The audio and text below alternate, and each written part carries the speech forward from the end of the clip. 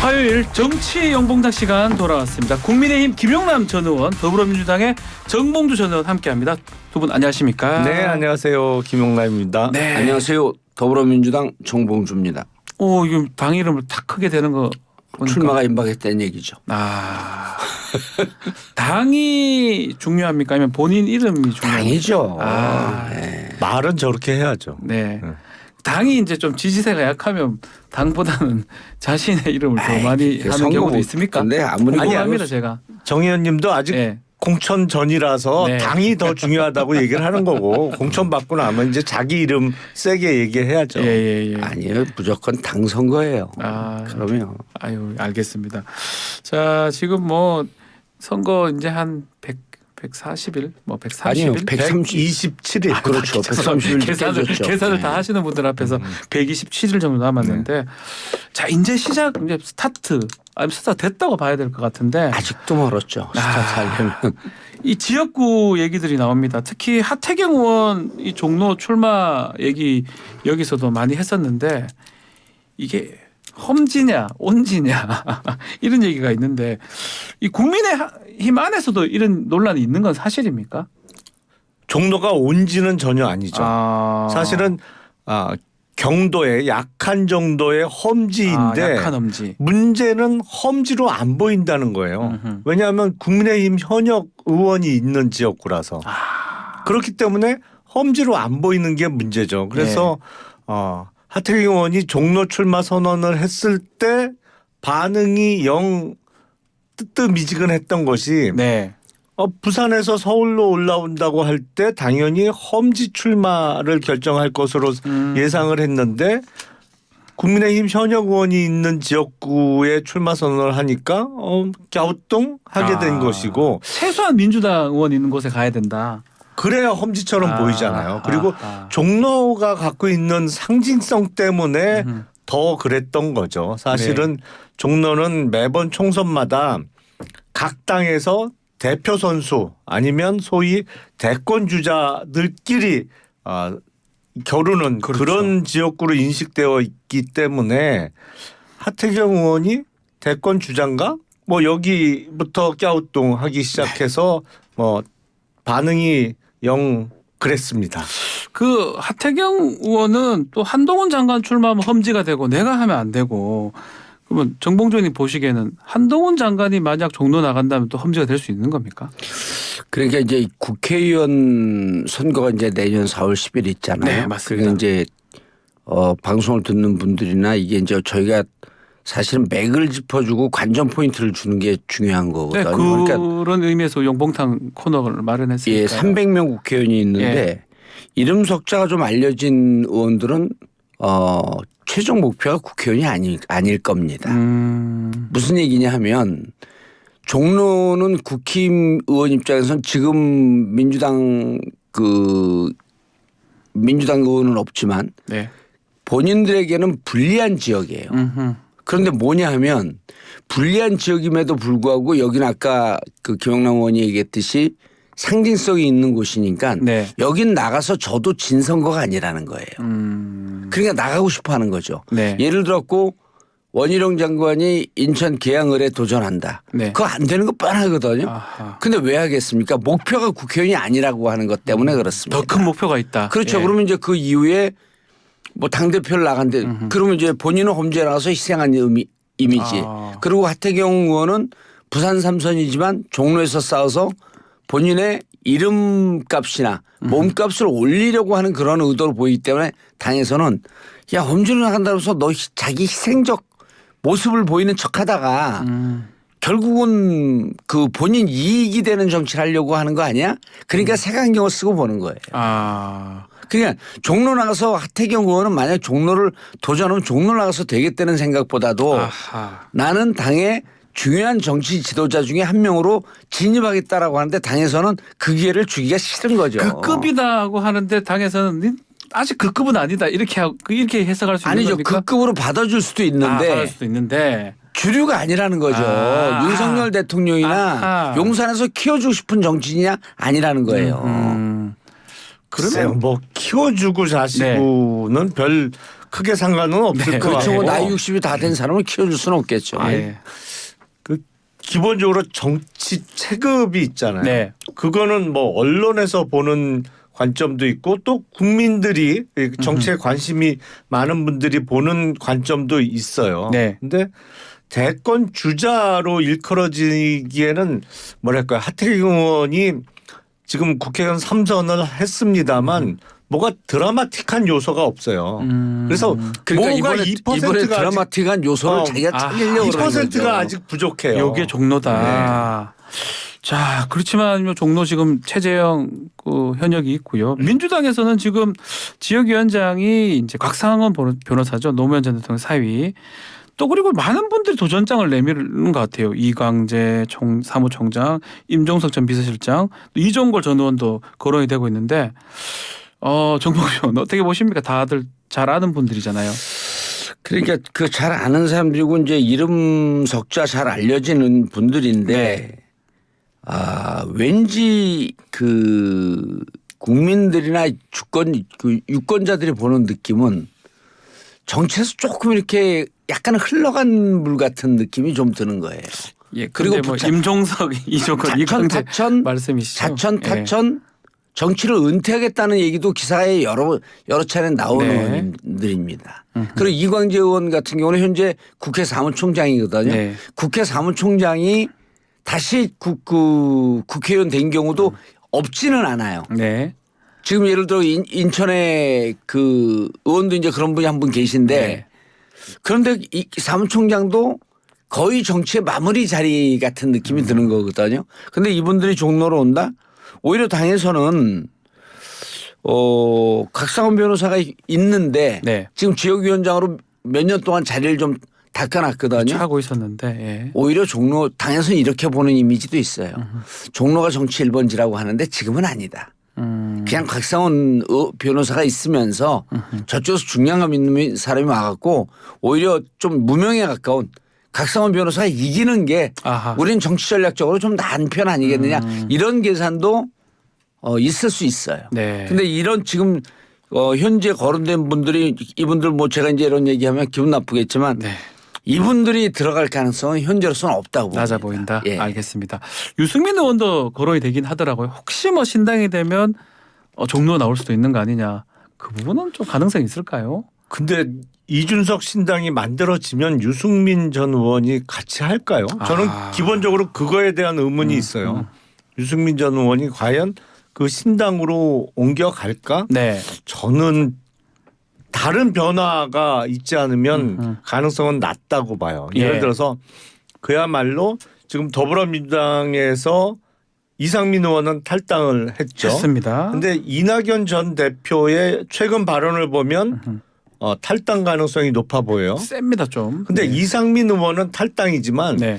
이낙연 전 대표의 탈당은 이건 분당입니다. 탈당이 아니고 분당으로 가는 거예요. 예. 그렇기 때문에 더불어민주당에서 분당한 사람들과 이준석 신당이 합쳐지는 소위 제3지대 빅텐트가 빅텐트. 만들어진다고 하면 유승민 의원이 합류할 가능성이 좀 높아 보이지만 그런 일이 일어나기 전에는 그냥 이준석 신당으로 유승민 전 의원이 옮겨가지는 않을 거다. 저는 이렇게 생각해요. 많은 변동들이 일어나야지만이 유승민 전 의원이 네. 신당에 가서 또 종로까지 가는 아주 경우의 수가 너무 많다. 이렇게 정치 이제 해석이 되네요. 선거 시기가 오면 네. 가장 많이 쓰는 표현 중에 하나가 합종 연행입니다. 네, 그렇죠. 붙었다가 떼어졌다가 예, 뭐. 합종 연행이 예. 그러니까 이게 어떻게 뭐 아메바가 이렇게 작용하듯이 뭐 이 네. 모습 저 모습으로 갈 수 있는데 변수를 갖고 있는 분들이 이제 그 정리가 되기 시작하잖아요. 네. 이준석 대표가 있고 그다음 유승민 대표가 있고 이낙연 전 대표가 있고 네. 굵직굵직한 분들입니다.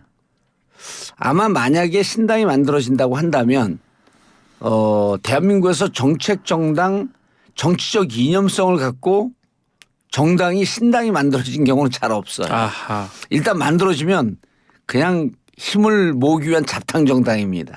지금 모인다는 거죠. 빅텐트로 모인다는 거죠. 예. 본인들이 만약 하게 되면 이런 경우도 있겠죠. 각기 따로 만들어서 극적 효과를 위해서 자기들끼리 통합하는 경우도 있을 수 있고 예. 아니면 준비 과정에서 묶일 수도 있는데 여의도 정가에 이제 찌라시를 보면 네. 서로 만나고 있다는 거 아니에요? 만난다는 얘기는 자꾸 들리는 것 같습니다. 예, 만난다는 예. 얘기는 들리고 또 공공연하게 기자들한테도 그렇게 얘기를 한다는 겁니다. 그거는 본인들의 몸값과 본인들의 액션에 대해서 좀 더 관심을 받기 위한 그런 정치적 행위이기 때문에 예. 나쁜 건 아니에요. 음흠. 뭐 본인이 어쨌든 자기 그 세일즈맨이니까. 근데 이제 제가 보기에는 유승민 의원 같은 경우도 같이 합류할 가능성이 높아요. 나중에요. 같이 할 것이다. 예, 같이 할 거 가능성이 높은데 왜냐하면 참. 따로 있어갖고 예를 들어 뭐 송영길 대표가 신당을 만든다 뭐 이제 이런 얘기가 있는데 송영길 대표는 같이 안 하죠. 그분은 이제 거의 뭐 민주당 정체성과 민주당 왼쪽에 있는 정체성으로 가니까 네. 근데 이분들은 약간 민주당 오른쪽에 있고 그다음 국힘 쪽에서 그냥 찢어져 나온 거거든요. 그러니까 정치적 정체성도 좀 맞는 구석이 있어요. 맞을 것이다. 예. 예. 자, 참 그러니까 이낙연 저는 결론적으로 말씀드리면 세 세력이 만약에 이낙연 대표도 나간다고 한다면 뭐 분당이라고 하는데 그건 이제 그 김영남 의원의 해석이고 네. 저희는 그냥 그 미미한 찻잔 속의 태풍으로 끝나는 그냥 탈당에 불과할 것이다 이렇게 보이고 그렇습니까? 어쨌든 세 세력은 만날 가능성이 무척 높다. 그러면 뭐 지금 신당 얘기를 한번 해보죠. 이낙연 신당 얘기를 먼저 좀 해보면 지금 발언도 좀 세진 것 같고 특히 뭐 조원진 대표가 그런 얘기를 하더라고요. 이낙연 전 대표가 나가서 지금 말했던 이준석 신당하고 지금 합쳐진다면 호남을 기반으로 해서 아주 큰 좀 세력을 얻을 수가 있을 것이다. 또 그 고리로 김종인 또 전 비대위원장 얘기도 했고요. 그 가능성은 있다고 봐야 됩니까? 글쎄요. 호남에서 지난 2016년 총선에서 당시 국민의당이 국민의당이죠. 일으켰던 그런 돌풍을 기대할 수 있을까? 저는 그건 약간 의문이에요. 이낙연 대표가 간다고 하더라도 예. 오히려 수도권에서 정말 차라리. 제3지대 빅텐트가 쳐진다면 수도권에서 3파전의 선거는 가능하겠죠. 네. 호남에서 글쎄 그건 잘 모르겠어요. 호남에서는 이제 이런 효과가 있겠죠. 지금 이제 여야가 대화하고 있는 상황을 보게 되면 네. 비례대표 제도가 병립형으로 이렇게 갈 가능성이 현재로서는 가장 높지 않습니까? 그렇죠. 그렇게 되면 신당이 가장 많은 지역구에 많은 후보를 내서 지역구에서 표를 많이 얻어야 됩니다.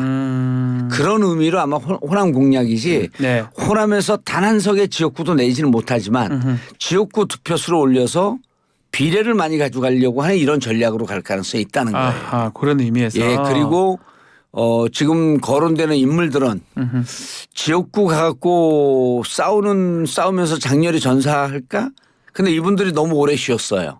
이낙연 대표만 빼놓고. 그래서 네. 제가 보기에는 본인들이 서로 비례대표 앞순위로 이렇게 배치되려고 하는 네. 그러한 내부에 보이지 않는 신경전을 하지 않을까. 아하. 그리고 지역은 전국적으로 내면서 좀 비례해서 많이 먹어가려고 하는. 그러면 당은 민주당을 찍거나 당은 국힘을 찍으면서 제3당의 정당 투표를 두 번 하지 않습니까? 네. 인물 투표하고 정당 투표. 그렇죠. 정당 투표의 득표를 좀 가져갈 수도 있어요. 그러니까 비례 쪽에 포인트를 두고 뭐 신당이나 만약에 병립형으로 예. 스테이 한다면. 아하. 그러니까 결국 또 선거제 얘기도 하지 않을 수가 없는데 어떻게 되는 겁니까? 아직까지 정해지지 않았어요. 그리고 민주당 내에서는 또 병립형이냐 연동형이냐 위성정 내냐 안 내냐 뭐 국민의힘은 어느 정도 정리가 된 것 같은데 국민의힘 입장은 이미 나와 있죠. 네, 병립형. 으로 가자는 것이고 더불어민주당은 그동안 얘기가 없다가 최근에 네. 이재명 대표의 발언을 통해서 유추할 수 있는 것은 맞습니다. 병립형으로 가자는 의중이 분명히 담겨 있어요. 이재명 네. 대표 개인의 어떤 정치적 이익을 위해서는 병립형이 훨씬 낫죠. 누가 봐도 준연동형으로 치르게 되면 본인이 전혀 컨트롤할 수 없는 비례대표 의석을 소수 정당들이 많이 가져가기 때문에 지난번 체포동의안 표결 때도 드러났듯이 정의당 같은 제3당이 가결적으로 당론을 정했잖아요. 그렇죠. 그러니까 이재명 대표는 그런 상황을 피하기 위해서라도 비례대표가 본인이 당대표로 있는 당에서 공천심사를 해서 공천을 줄 수 있는 병립형을 선호할 수밖에 없는 상황인데 이제 더불어민주당 내에 반발을 어떻게 잠재울 그렇죠. 것이냐. 그리고 커 이게 보입니다. 예. 앞서 제가 이낙연 전 대표가 탈당하면 분당이라고 했는데 네. 이 선거제도 병립형으로의 회기 때문에 더불어민주당의 분당의 규모가 더 커질 가능성이 분명히 있거든요. 따라 나가는 사람이 꽤 있을 수도 있다. 이 그렇죠. 말이네요. 그러니까 이탄희 의원 같은 경우에는 지금 병립형으로 여야 합의가 이루어진다 그러면 더불어민주당이 남아 있을 명분이 없잖아요. 아하. 그렇기 때문에 그런 의원들까지 합치면 분당의 규모가 훨씬 커질 수밖에 커질 수 없다. 있는 것이죠. 아하. 그래서 이재명 대표는 아마 병립형으로 결심은 해놓고 이런 부작용 때문에 고민을 할 겁니다. 아마 어떻게 이거를 반발을 최소화시키면서 아하. 병립형으로 돌아갈 수 있을지를 고민할 거예요. 맞습니까, 정봉주 의원님? 그 일부는 맞고 이제 일부는 네. 좀 팩트와 좀 다른 말씀도 좀 있는데 동의하기 힘든 부분이 있다는 거죠. 예. 뭐 내가 동의한다고 뭐 역사가 그쪽으로 굴러가지 않는 건 아닌데 네. 이런 거죠. 이제 팩트를 좀 정확히 소개해 주는 게 이제 예, 맞습니다. 청취자에 대한 저희들의 의무인데 필요합니다. 국힘이 병립형으로 당론 결정이 돼 있는 것으로 알고 있습니다. 네. 그러면 연동형이나 준연동형으로 가면 국힘과 양당이 위성정당을 만들지 않는다라고 하는 합의나 이런 약속이 지켜진다고 하면 연동형으로 갈 수가 있죠. 네. 근데 이제 문제는 지금 연동형 그 비례 위성정당 금지법을 아무리 만들어도 그거 다 피해갑니다. 네. 결국 위성정당을 만들 수밖에 없어요. 그리고 국힘은 위성정당을 만들지 않겠다라고 하는 말씀을 하지 않기 때문에 이렇게 갔을 때 고민이 있는 거예요. 한쪽 위성정당을 만든다고 하면 네. 결국 의석수가 20석 정도 플러스 마이너스가 돼갖고 결국 뭐 40석을 뺏기는 그 효과가 올 텐데 40개가 차이가 나버리죠. 그거를 포기하면서 할 것인가라고 하는 이런 그 고민이 있는 거죠. 그다음에 이제 또 하나는 민주당 내 죄송합니다. 민주당 내에서는 반발이 세지는 않아요. 아하. 제도에 대해서 왜냐하면 예. 제도는 곧 현실성이거든요. 현실적으로 이렇게 할 수밖에 없다라고 하게 되면은 수긍하는 쪽이 있는데 뭐냐면 이른바 진보 진영의 약간 좌측에 위치하고 있는 뭐 정의당이었다든지 네. 아니면 이런 그 보다 진보적인 소수 정당들이나 왼쪽에서 민주당을 공격하는 부분이 좀 아픈 거예요. 이탄희 의원 같은 경우는 대체적으로 합의는 했어요. 당에서 이제 크게 주장을 하는데 본인 지역 불출마하는 것으로 결론을 그렇죠. 냈거든요. 자기 지역, 용인 정지역. 그러니까 예. 다른 지역으로 보내주고 그리고 이 정도로 자기는 당에 문제 제기한 것으로 끝내겠다라고 절충이 됐기 때문에 이것 때문에 이 제도 때문에 탈당하는 사람은 없습니다. 없을 것이다. 예. 그 민주당의 현재 구도에 대해서 이상민류의 탈당은 좀 있을 수가 있어요. 근데 그게 그 수가 과연 많겠느냐. 크진 않을 것이다. 예. 풍찬 노수 가면서 찬밥 먹어야 되는 그 세월을 오는 건데 찬밥도 먹어본 사람이 먹는 거거든요. 네. 3선 4선 하면서 등 따스고 배부르게 살던 사람이 느닷없이 찬바람 분대서 찬밥 먹습니까? 못 먹어요 제가 보기에는. 못 먹습니까? 글쎄요. 총선 앞두고는 네. 양당에 지금 고질적인 문제가 있고 네. 그 문제의 수준이 대단히 높거든요. 더불어민주당뿐만 아니라 국민의힘 쪽에도 지금 골마 터지기 일보 직전이기 때문에 골마 터지기 일보 직전이라고 하는 건 이상민 발언인데 탈당을 암시하는 발언 같은데. 무슨 말씀이에요? 저는 뭐 오늘 기사 끝까지 지킬 거예요. 오늘 기사 나오는데 김용남 의원 탈당 아니 기사. 국민의힘 같은 경우에 이제 국민의힘 같은 경우 혁신위가 지금 거의 끝나가는 분위기잖아요. 그거하고도 연계가 돼 있고 그래서 예. 양당에 모두 변화 가능성은 무궁무진하다고 있다, 저는 아직까지. 생각을 해요. 예.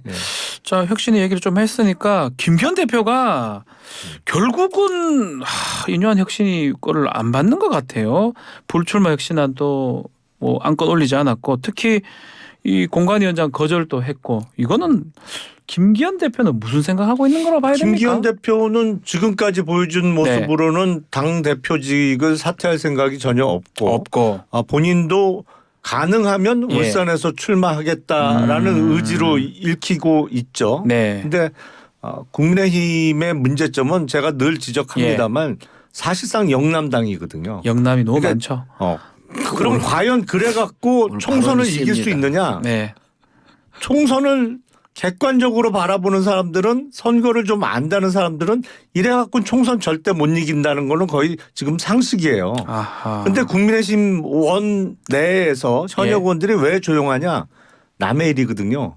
영남 쪽 분들 그러니까 봤을 영남 때는? 의원들은 이게 예. 남의 일이에요. 곧 자기 일이 되겠죠. 이제. 아니 그러니까 나는 내년에 공천 받아서 영남에서 다시 한 번 더 하는 게 그 전부인 것이지 수도권에서 당이 뭐 지난 2020년 총선보다 더 깨지든 말든 나하고는 상관없는 일이라고 생각하는 의원들이 대다수인 것이죠. 예. 그러다 보니까 당내에선 조용해요. 하지만 객관적으로 선거를 바라보는 사람은 이래 갖고는 선거 도저히 못 치른다. 네. 라는 것인데 그게 혁신위의 생각도 같은 거였고 네. 그렇기 때문에 변화하지 않으면 안 된다는 것을 강조했었는데 이미 혁신이 뭐 심이 빠질 대로 빠졌기 때문에 이번 주 내로 사실은 오늘 정도의 종료 선언을 하고 아하. 끝내는 게 맞는데 아마 목요일쯤 그런 일이 이루어지지 않을까 종료가? 싶어요. 이번 주 목요일쯤 뭐 종료 선언을 하면서 예. 혁신 실패 선언 그리고 뭐 부가적인 어떤 메시지가 나올지는 잘 모르겠습니다. 어떻게 최후의 수단으로 비대위 요구를 한번 한다. 인현 위원장 이런 얘기도 있던데요. 겉에 물 위에서 예. 움직이는 것보다 이제 물 밑에서 이 오리발을 어떻게 치고 있었냐라고 하는 걸 봐야 되는데 인유한 혁신이가 왜 떴죠? 누구의 의도로 떴겠어요? 이 김기현 대표의 의도로 뜬 게 아니거든요. 예. 용산의 뜻으로 떴을 거예요. 음흠. 그리고 용산의 뜻이라고 한다면 이전까지 왔던 윤석열 대통령의 정치적 스탠스하고 좀 다르잖아요. 네. 그럼 누군가가 기조를 좀 바꿔야 된다라고 한 어드바이스 하는 분들이 있었다는 겁니다. 근데 그분들이 혁신이가 이렇게 좌초하는 건 네. 그분들의 어드바이스가 깨졌다는 거거든요. 이거 무척 중요한 시그널입니다. 그러면 다시 용산은 원래대로 회귀한다예요. 예. 그럼 김기현 대표는 용산의 뜻에 거부한 것인가? 이런 걸 보게 되면 무척 그 국힘이 복잡해집니다. 복잡한 어떤 물밑 그런 게 있을 물밑 것이다. 그래서 어쨌든 김기현 대표나 장제원 의원은 용산의 뜻에 거역한 건 분명해요. 아. 근데 거기서 그다음에 이제 이런 과정인 거죠. 그럼 저렇게 거역하고 험지 출마하라고 했는데 그것도 안 하겠다 음흠. 하면서 인유한 위원장하고 들이받은 거거든요. 예. 그럼 결국 대통령의 뜻에 들이받은 건데 여기서 지금 절충으로 가는 것 같아요. 아, 절충으로 갔다고요? 예. 그러니까 인유한 위원장이 밀어붙였으면 예. 용산이 이 기조대로 가겠다. 그래서 당이 쉽게 해서 그건 말 그대로 개혁과 혁신이거든요. 네. 개혁과 혁신은 양당의 화두입니다. 음흠. 총선 앞두고 혁신하는 정당이 5% 넘어갑니다. 네. 거기서 승부가 나요. 음흠. 그런데 지금 어쨌든 국힘은 혁신은 좌초됐어요. 혁신이 안 그리고 또 됐다. 하나는 네. 용산이 드라이브를 좀 궤도를 좀 바꾸려고 했는데 다시 원궤도로 갔다는 거예요. 그러면 이번 총선 앞두고 용산의 뜻, 국힘의 방향 이게 예측이 가능한 거죠. 원래 방향대로 갈 것이다. 아, 좀 바꾸려고 했는데 안 됐다. 정봉주 의원 말씀대로라면 예. 그냥 못 바꿨다. 이런 식으로 좀 해석을 하고 있는 것 같습니다. 지금 상황은 뭐 아. 일용 수긍이 가는 아, 해석이죠. 예, 예. 왜냐하면 사실은 당내에서 받쳐주는 세력이 있어야 되는데 이른바 대통령과 가장 친하다. 용산의 뜻을 가장 정확하게 파악하고 있다는 의원들도 혁신 대상으로 지목이 되면서 네. 거기부터 반기를 들었잖아요. 그러고 나면 수단이 없어져요. 뭐 어떻게 하겠어요, 그걸. 네. 그러다 보니까 지금 이러지도 못하고 저러지도 못하는 답답한 상황이 이어지고 있는데 네. 이게 혁신이 들어선 거는 그래도 총선이 꽤 남아있을 때잖아요. 10월 11일 강서구청장 패배 이후에 혁신이가 떴으니까 네. 대략 6개월 정도가 남아있었단 말이죠. 근데 지금 40일 정도 한 달 이상을 허비하면서 이제 넉 달하고 일주일밖에 안 남았어요. 이 시간이 계속 가고 있는데 네. 뭘 하더라도 1월 달을 넘기면 2월이 되면 어쩔 수 없어요. 지금 당장 한 일주일 열흘 정도 있으면 국민의힘에서 공천관리위원회를 김기현 대표가 꾸리겠다고 하고 있는데 예. 공관이 꾸리면서 공천 신청을 받기 시작하면 그냥 그 프로세스로 가는 그렇게 거예요. 가는 거니까 그러면 얼마 안 남았네요. 얼마 안 남았죠. 아하. 근데 이래 갖고 총선 이길 수 있냐? 아, 선거를 아는 사람들은 택도 없는 소리라고 해요. 이게 이제 그 그림을 그려보면 이런 그림을 그렸을 거예요. 예. 혁신이 뛰어서 음흠. 혁신의 아젠다를 던지는데 혁신 아젠다가 결국 국민들에게는 현역 기득권 타파예요. 예. 현역 물갈이입니다. 음흠. 그 당대표까지 포함해 그러면은 혁신을 띄우고 현역 물갈이했는데 현역 가장 현역 물갈이하고 그러면 그 다음에 혁신이가 비대위로 전환이 되고 예. 공관이 비대위 산하에서 공관이가 뜨고 그 다음에 용산에서 나왔던 사람들이 혁신이고 개혁적인 인물이라고 갖고 한 20, 30명 타닥 받고 이렇게 일사불란으로 갈 그림을 그렸겠죠. 아하. 근데 여기서 실패한 게 뭐냐면 좌초한 게 뭐냐면 혁신 아까 그랬잖아요. 네. 총선 정치의 꽃입니다. 총선 정치의 절정이 혁신인데 네. 가장 정치적인 행위거든요. 정치적인 행위를 할 때는 물밑으로 정치적인 행위가 있었어야 되는 거예요. 김기현과 사전 협의가 되어 있어야 김기현 되고 대표랑 얘기가 장제원과 됐었어야 얘기가 되는데. 돼 있어야 되고 아하. 자 이번엔 네가 희생을 해줘라. 그럼 만약에 안 되게 되면 이번 총선 끝난 다음에 입각하는 쪽으로 가자. 이런 정도의 정치적 행위가 있었어야 되는데 이거는 한 유치원 조금 넘어 한 초등학교 2학년 수준으로 혁신이가 그런 협의 없이 밀어붙인 거예요. 아, 그 부분이. 본인들의 그림표만 갖고. 아하. 그러니까 좌초하는 거죠. 약간 물밑 얘기도 하고 했어요. 그럼 장제원 의원 얘기를 좀 해보면 무슨 생각을 하고 있을까요? 지금 보면 버스 동원도 동원이지만 또 지역의 의정 활동 보고도 하고 이런 걸 봤을 때는 뭐 출마의 가능성이 높다고 봐야 되는 거 그럼 아닙니까? 본인 의지는 명확하죠. 부산 439에서 내년에 4선 도전해서 4선에 성공하고 나면 예. 글쎄요. 저는 뭐 장제원 의원이 지금까지 보여줬던 태도와는 아주 드라마틱한 변화를 볼 수 있지 않을까 싶어요. 어허. 그러면 지금 뭐 국민의힘에서 험지라든지 불출마할 지도부라든지 뭐 주류는 없다고 봐야 되는 겁니까? 이게 이제 국힘을 보면요. 지금 민주당도 이제 뭐 그런 게 예외가 아닌데 네. 정치 행위가 없어요. 예를 들어 장제원 의원 같은 경우는 부산에서 무슨 소문이 돌았냐면 2024년 불출마 선언하고 2026년 부산시장 시장 출마한다. 얘기도 있었죠. 예. 이런 얘기도 있었단 말이에요. 그럼 이게 정치거든요. 근데 네. 정치 행위를 위한 상호 커뮤니케이션이 없는 거예요. 그럼 그 당은 정치가 죽은 겁니다. 네. 정당이 정치가 죽으면 어떻게 합니까? 그 내부의 소통이 전혀 안 되고 근원적인 문제는 뭐냐면 용산이에요. 이런 모든 조율과 대화와 회의되는데 비서실장, 정무수석 이런 분들이 정치를 모르는 분들이 들어가는 것 같아요. 제 느낌에는. 예.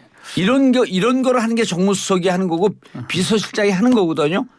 김기현 대표가 움직이는 것도 한계가 있지만 이게 용산의 뜻이라고 하는 걸 하기 위해서는 그쪽 정무팀에서 막 움직여야 되는 거예요. 움직이는 게 전혀 안 보이잖아요. 네. 그런 부분들이 아주. 그래서 제가 보기에는 정치가 거의 실종이 되어 있기 때문에 정치가 실종된 정당이 총선에서 이긴다? 이건 어불성설이죠. 쉽지 않다는 거죠. 예. 정치인들 한 분씩 얘기 좀 하고 마무리를 좀 하겠습니다. 지금 이제 개각을 하고 있는데 개각한다는 거는 그분들 다 총선 출마하는 거죠. 뭐 그렇죠. 추경호 이번에 물러난 장관이라든지. 장관들은 전원이 총선 출마 출마할 계획이 것이다. 있는 것이죠. 두 분인데요. 한동훈 장관하고 박진 장관 뭐 아직 뭐 유임이 된 것 같아. 어떻게 될지는 모르겠는데 그 한동훈 장관은 또 언제 뭐 개각이 될지 박진 장관도 어떻게 될까요? 박진 장관은 지난 주말에 네, 지금 외교부 장관이면서 지역구 의원이잖아요. 네, 그렇죠. 박진 의원의 지역구에 있는 마을에 무슨 불우이웃 돕기 이게 상품을 이렇게 전달하는 네. 현장에 참석을 했더라고요. 거의 보도는 안 됐는데, 네. 그러니까 구룡마을에 뭐 연탄과 비롯해서 이제 불우이웃을 이제 돕는 행사를 종교단체에서 마련했는데 그 현장에 참석을 한 사진을 제가 봤어요. 그런 거로 봐서는 출마 의지는 확고하다. 정치권으로 돌아올 수 있다. 예, 예. 네. 그렇고 한동훈 장관은 글쎄 모르겠어요. 이번에 6명의 장관이 교체되는데 네. 한 명 더 늘려서 7명으로 완오브댐을 안 하겠다는 것인지 그러니까 소위 얘기하는 한동훈 장관만 물러나면서 총선 출마가 바로 연결되는 원포인트 개각 얘기가 나오는데 저는 굳이 그렇게 할 필요가 있을까 싶어요. 사실은 네. 이미 전국 순회를 하면서 정치 행보를 시작을 했기 때문에 네. 어제 같이 개각 대상에 포함시키는 게 좋지 않았을까라는 생각입니다. 자, 그리고 뭐 박민식 장관 얘기도 있고요. 이제 그만두니까 김은혜 수석 얘기도 있는데 분당을에 다 갈 수도 있다. 분당을에 지금 또 김민수 지역 당협위원장도 있죠. 어떻게 봐야 됩니까? 불가피하게 이제 충돌들이 일어나겠죠. 분당을은 그 공석이에요. 제가 알기로는. 공석입니까? 당협위원장이 공석입니다. 지금 예. 국민의힘에서 불가피하게 이제 충돌들이 있고 이제 그것이 이제 총선이고 총선 이제 공천 과정에서 벌어질 일인데 네. 가장 이제 관심을 받는 분이 아무래도 이제 박진이나 이런 분보다도 이제 한동훈 장관이겠죠. 한동훈 장관이죠. 장관. 예, 네. 제가 이제 마지막 정리의 말씀을 드리면 장관으로 있고 집권 여당의 법무부 장관으로 있을 때는 비대칭 권력을 갖고 있었습니다. 절대 우위였거든요. 네. 이제는 대등한 관계에서 싸워야 되는데 이 총선 찬바람 부는 것이 얼마나 매서운지 본인이 직접 한번 느껴봐야 됩니다. 느껴볼 것이다. 예. 마지막으로 뭐 우리 김은혜 수석이라든지 뭐 그런 분들 행보는 어떻게 될까요? 근데 지금 개각과 동시에 장관들이 뭐 어디로 출마할 거다 이런 얘기가 나오고 있는데 맞습니다. 예. 기본적인 전제가 명확하질 않아요. 그러면 김용남 의원 지역 가는 거 아니에요? 아니 뭐 어디로 갈지 모르겠습니다만 예. 그러면 그 장관들이나 청와대에서 나온 참모들이 지금 거론되고 있는 지역구에 그럼 전략 공천으로 그냥 내리꽂히는 거냐 아하. 아니면 그 지역에 가서 경선을 치를 할 거냐 그거부터 명확해야 되거든요. 그게 더 중요하네요. 어쩌면. 근데 제가 보기엔 자칫 잘못하면 예. 공천 파동이 더 악화시킬 수가 있거든요. 나빠질 수 문제를. 있다는 거죠. 그러니까 예. 이런 게 혁신 안에 들어 있었잖아요. 올려 4.5 있었잖아요. 혁신안이 예, 이제 전략 공천 없다. 못하게. 근데 지금 당 지도부에서 다 이거를 뭐 못 들은 척하고 뭉개고 있으니까 아유 이래갖고 총선이 어떻게 될지 걱정이에요. 걱정스럽군요. 민주당은 이제 보이지 않는 총성 없는 전쟁이 시작이 됐는데요. 네. 의원들 평가가 들어가기 시작했습니다. 아, 지금부터? 예. 아니 이미 상당 부분 평가가 끝났고요. 네. 가장 중요한 의원들 그 적합도 평가 네. 지금 돌고 있습니다. 아하. 그리고 의원들 상호 다면 평가. 다면 평가. 이게 이제 배점이 높거든요. 예. 지금 이제 의정 활동 제대로 하지 않는 의원들이 떨고 있습니다. 알겠습니다. 각 당이 이제 총선 기차 열차는 이제 출발했고 열심히 달리고 있는 상황 같습니다. 오늘 앞으로 오른 방향으로 달리고 있는 게 맞을까요? 앞으로 계속 100 의문이 드는데. 총선까지 127년 남았습니다. 127일 7년 알겠습니다. 자, 오늘 용봉탕 여기서 마무리하겠습니다. 김용남, 정봉주 전 의원 두 분 감사합니다. 네, 고맙습니다. 예, 감사합니다.